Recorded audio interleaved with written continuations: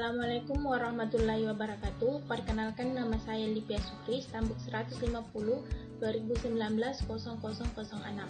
Kali ini saya akan membahas tentang pemurnian.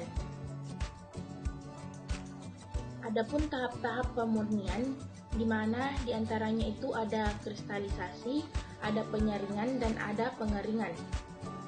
Untuk kristalisasi sendiri, kristalisasi ini adalah melarutkan bahan yang akan dikristalkan dengan pelarut atau campuran pelarut panas, kemudian didinginkan secara perlahan-lahan, di mana kelarutan bahan akan menurun dengan turunnya suhu dan pengendapan dalam larutan pada suhu dingin. Adapun hal yang harus dilakukan jika tidak terbentuk kristal, yang pertama, menggores permukaan dinding gelas dengan batang pengaduk dengan arah vertikal. Yang kedua, mendinginkan larutan dalam pendingin es. Yang ketiga, menambahkan sejumlah zat murni. Selanjutnya ada tahapan rekristalisasi. Untuk yang pertama, pemilihan solvent atau pelarut yang sesuai.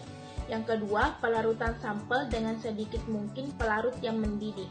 Yang ketiga, penyaringan larutan yang panas untuk memisahkan pengotor yang tidak larut. Yang keempat, pendinginan larutan untuk mempercepat proses pengkristalan. Yang kelima, pemisahan atau penyaringan kristal yang terbentuk dari larutan. Yang keenam, pencucian kristal pada kertas saring dan menggunakan sedikit pelarut dingin. Dan yang ketujuh adalah pengeringan kristal. Kemudian selanjutnya pemilihan solvent atau pelarut, di mana yang pertama itu senyawa yang akan dikristalisasikan harus sangat mudah larut dalam solvent atau pelarut yang panas dan tidak larut dalam solvent yang dingin.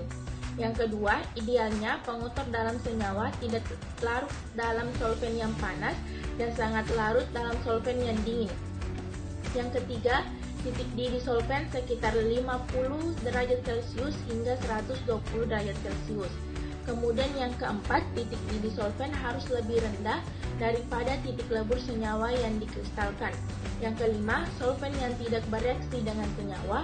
Dan yang keenam adalah solvent yang mempunyai toksisitas yang paling rendah. Kemudian tahap selanjutnya yaitu penyaringan. Tujuan dari penyaringan ini adalah memisahkan zat pengotor padatan dari suatu padatan dan mengumpulkan produk padatan dari larutan, baik yang berupa hasil pengendapan maupun yang hasil kristalisasi. Di mana jenis-jenis penyaringan yang biasa digunakan, yang pertama adalah penyaringan gaya berat atau gravity filtration, dan yang kedua adalah penyaringan vakum atau suction filtration. Kemudian selanjutnya, untuk mengatasi penyumbatan kristal pada tangkai corong, yang dilakukan pertama adalah menjaga larutan yang disaring dalam keadaan panas. Yang kedua, corong dipanaskan terlebih dahulu dengan pelarut panas. Yang ketiga, menjaga filtrat tetap dalam keadaan panas dan bantuan uap panas. Dan yang keempat adalah mempercepat proses penyaringan dengan kertas saring. Sini ada macam-macam kertas saring, diantaranya itu ada kertas saring yang berpori-pori besar, berpori-pori menengah, dan berpori-pori halus yang mempunyai fungsi yang berbeda-beda. Kemudian ada pula macam-macam corong, contoh kecilnya itu diantaranya ada corong kaca, corong Buchner, dan corong Hirsch. Kemudian tahap yang terakhir yaitu tahap pengeringan, di mana pengeringan ini biasanya dilakukan dengan berbagai cara, diantaranya kristal dibiarkan di udara terbuka kecuali higroskopis atau dikeringkan secara langsung di bawah sinar matahari.